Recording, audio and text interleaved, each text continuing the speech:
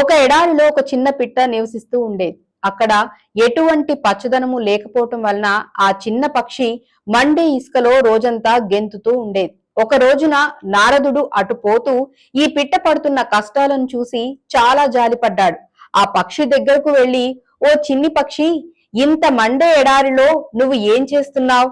నీకేమైనా సహాయం చేయనా అని అడిగాడు. అప్పుడు ఆ చిన్న పక్షి, ఎండవేడిని భరించలేకపోతున్నా, నా 2 పాదాలు కాలిపోతున్నాయి. ఇక్కడ ఒక చెట్టు ఉంటే ఈ ఎండవేడిని కొంచెం తట్టుకొని హాయిగా సంతోషంగా ఉండగలను అని చెప్పింది. ఇటువంటి ఎడారిలో చెట్టు మొలవటం అంటే నా ఊహకి అందకుండా ఉంది. అయినా నేను పరమాత్మ దగ్గరికి వెళ్లి నీ కోరిక నెరవేర్చమని ఆయనను అడుగుతాను అని అన్నారు. అంతటా శ్రీ మహావిష్ణువు వద్దకు వెళ్లి ఆ పిట్టకు సహాయం చేయాలని ఆ పిట్ట విన్నపాన్ని తెలియజేస్తాడు. అప్పుడు శ్రీ మహావిష్ణువు, అక్కడ నేను చెట్టు పెరిగేలా చేయగలను, కానీ ఆ పిట్ట విధిరాత అందుకు అనుకూలంగా లేదని చెప్పాడు. నేను విధి లిఖితాన్ని మార్చలేను, కానీ ఎండ నుంచి ఉపశమనం కోసం ఒక ఉపాయం చెప్తాను.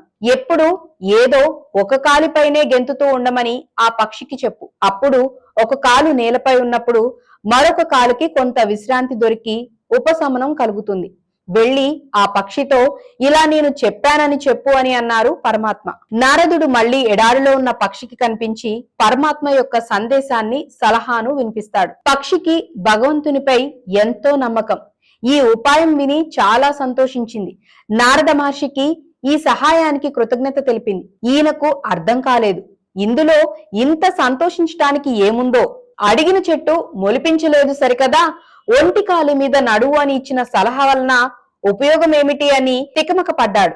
కాని ఆ పక్షి ఈ ఉపాయాన్ని గ్రహించి వెంటనే అమలులో పెట్టడం మొదలుపెట్టింది. మహర్షికి ఈ సందేహం అలాగే ఉండిపోయింది. కొన్నాళ్లకు మళ్లీ అక్కడికి వెళ్లి చూద్దామని ఆ దారిలో వెళుతూ ఆ పక్షిని చూశాడు. అది హాయిగా ఆ ఎడారి మధ్యలో ఉన్న ఓ పెద్ద పచ్చని చెట్టు మధ్య కూర్చొని ఉంది. పక్షి సుఖంగా హాయిగా ఉండటం చూసి ఈయనకి ఆనందం కలిగింది. అయినా పరమాత్మ చెప్పకపోయినా చెట్టెలా వచ్చిందనే విషయం బోధపడలేదు. మళ్లీ దేవుడి దగ్గరకు వెళ్లి ఆయనతో ఈ పక్షి గురించి తాను చూసిందంతా చెప్పాడు. అందుకు శ్రీ మహావిష్ణువు నారదునితో ఇలా అన్నారు, నేను చెప్పినట్లే జరిగింది. పక్షి తలరాతలో చెట్టు రాసి పెట్టలేదు, కానీ నీవు ఆ పక్షికి నా సందేశం వినిపించిన తర్వాత భక్తి శ్రద్ధలతో ఆ ఉపాయాన్ని విని అర్థం చేసుకొని ఆచరించింది. పవిత్రమైన హృదయంతో తనకు లభించిన భగవత్ ప్రసాదంను స్వచ్ఛమైన అంతఃకరణంతో అమలులో పెట్టింది. ఆ పక్షి చూపించిన భక్తి శ్రద్ధలకు నా అనుగ్రహం మేరకు